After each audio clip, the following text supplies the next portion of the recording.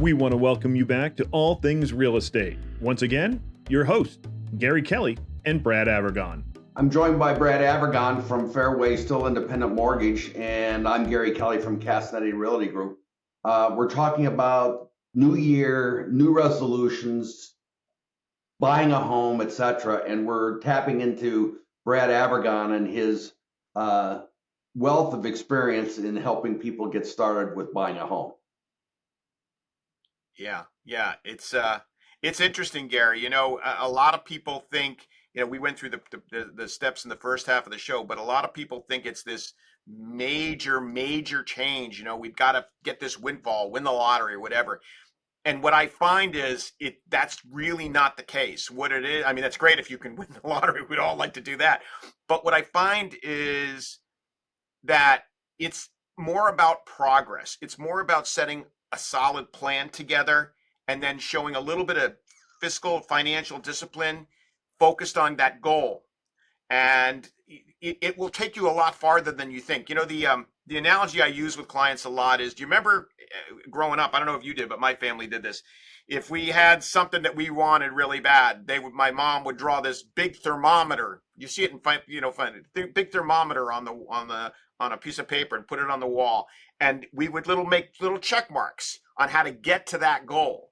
And I tell people, I said, that sounds like a silly idea, but it's really not, because what it does is it gives you that visual stimulus that you're making progress to reaching that goal. So every month, if your goal is saving $10,000 or $20,000, you make that $20,000 thermometer, and every month that you add to that, it gets closer and closer. And before you know it, you hit that 20,000. But along the way, you're feeling great. You're feeling proud of the work you're doing.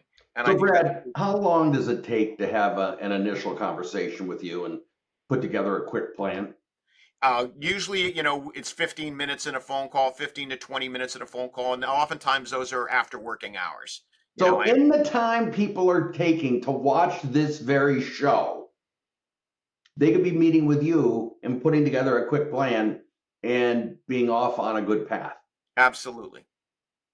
So it's not like going to the dentist's office. I promise you it's far painless. At least your conversation with me. Well, how about you, Gary? What are the other things that people can do, if they're thinking about purchasing a home or selling? Well, one of the things that we like to say is you got to hook up with a realtor. Realtors are, paid to help people get into homes, and they're paid to help sell homes.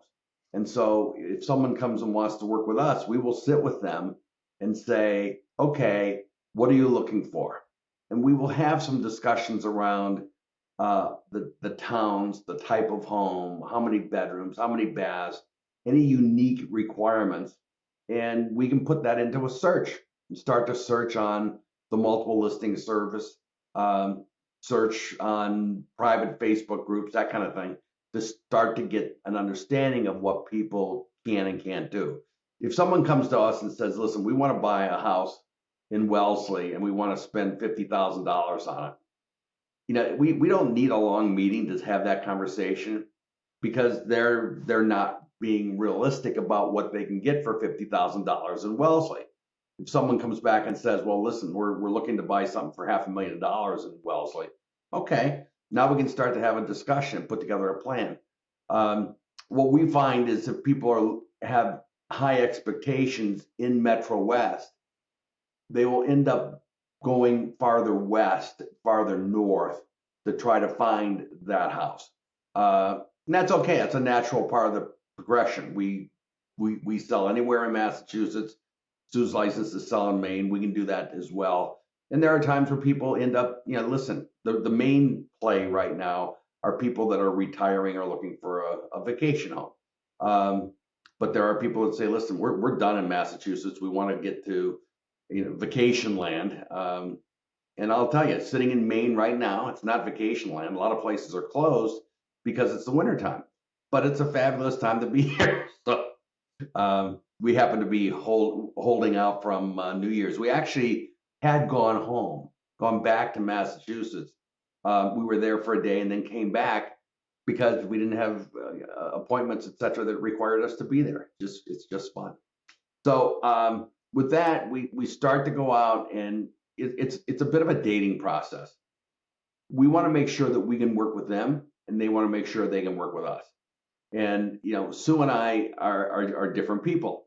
Sue likes to go up in a building and talk about colors and talk about layouts and talk about what can be done.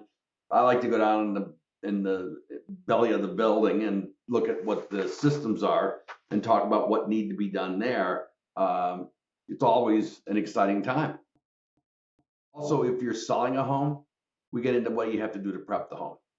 A lot of people have this idea that they have to renovate the home before selling.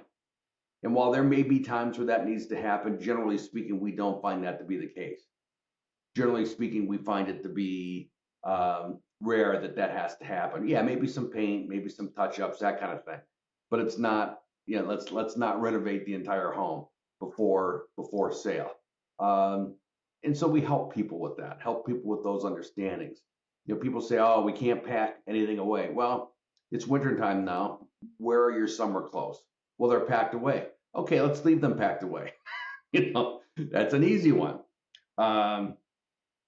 We also, we look and say, how do we stage the home? We are not, Sue and I do not bring in truckloads of furniture for selling a home. We bring in decor items, we move things around. We try to take what's there and make it as appealing as it can be. So we believe in what we call light staging. But then we have the place cleaned. We have professional photos done. And then you start to really get into, once the photos are done and we put the listing together and it's out on MLS, the MLS distributes it to hundreds of different sites. All the ones you'd expect, the Zillows, the Redfin, the Realtor.coms, but also lots of real estate companies have their own site and it puts it on their sites too. So that's when the house is really starting to make that splash. And what we tell people is we're going to want to have that happen like on a Thursday, make the splash on a Thursday. And maybe as a suggestion, they take a couple of days off and go to the beach or go to the mountains or whatever, so that we have unfettered access to the house to show it. Because you have to show a house to sell it. There's no way around that. And sometimes people find it annoying, to be quite honest.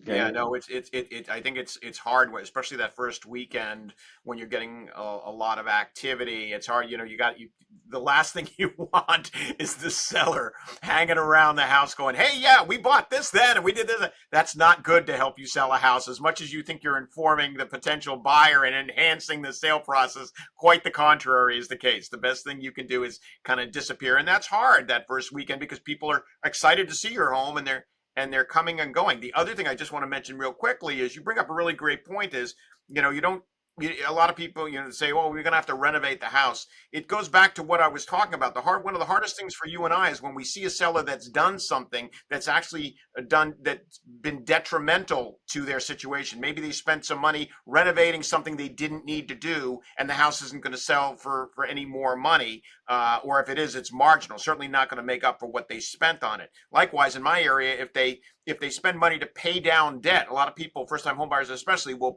pay off all their credit card debt and their loans, and they think that's helping them afford more of a house. That's not necessarily the case. So I encourage folks to, whether they're talking to you thinking about selling a home or talking to me about thinking about buying a home, talk early on. It costs nothing for the conversation, and oftentimes we can give you some advice that's going to save you a lot of money in the long run. Right. Absolutely. When the house is on the market, everyone sits waiting for that first offer to come in. If there's no offers that come in, that tells us something. Probably something about the price that the house went out at. The price may be too high if there are no offers coming in. We've got some charts that show on an analytical basis what that means. But if we have multiple offers come in, we sit down, we put together a spreadsheet, then we'll sit with the people and go through that.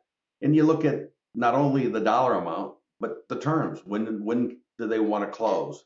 Do they have a home sale contingency? What about inspection? I'm a big believer in doing inspections, but some sellers are concerned that that's a sticky wicket and they don't want to go near it. Okay, let's understand that. I like them because I don't want to get sued later. Let people look at everything in the house so that they know the house inside and out. That's my belief. Full transparency. I think that's important. And then, there'll be a period where if you accept an offer where it goes quiet. And during that period, you start packing in earnest, get everything ready to go because the buyer's mortgage company or bank is going through and looking at all the statistics. The underwriters are pulling data. They will drive you nuts, asking for more, ever increasing amounts of data. Sometimes they will ask you for the same thing they've asked you for before, and that's okay. Just make sure you keep records of what you've given them so that you can give it back. All of that goes into the point where a guy like yourself will call up and say, listen, we've got clear to close. We're ready to go. And that's a happy day. The next happy day is when it actually does close. So that's the quick process, whether you're buying or selling.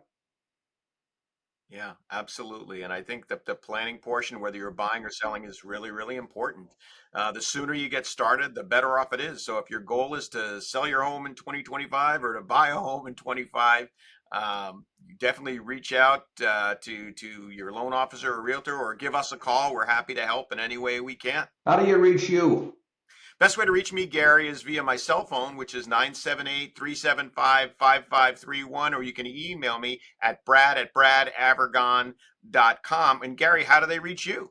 They can reach me at gary@movewithgary.com or 508-733-6005. Well, Brad, first show of the new year. It's in the can. I love it. Let's hope 2025 is a gangbuster year, and we wish everybody health and happiness as we move into the new year. Sounds good, Brad. Thank you. Thank you. Thank you for watching All Things Real Estate. If you do have any questions, feel free to reach out to Brad or Gary.